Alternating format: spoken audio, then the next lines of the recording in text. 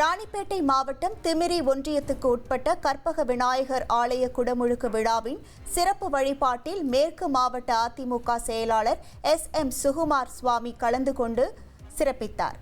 திமிரி ஒன்றியம் சிட்டத்தாங்கல் கிராமத்தில் பழமையான கற்பக விநாயகர் கோவில் அமைந்துள்ளது. இந்த நிலையில் கோவிலுக்கு குடமுழுக்கு செய்ய முடிவு செய்யப்பட்டு அதற்கான ஏற்பாடுகள் தீவிரமாக நடைபெற்றது. கோவில் புனரமைக்கப்பட்டு குடமுழுக்கு நடைபெற்றுள்ளது.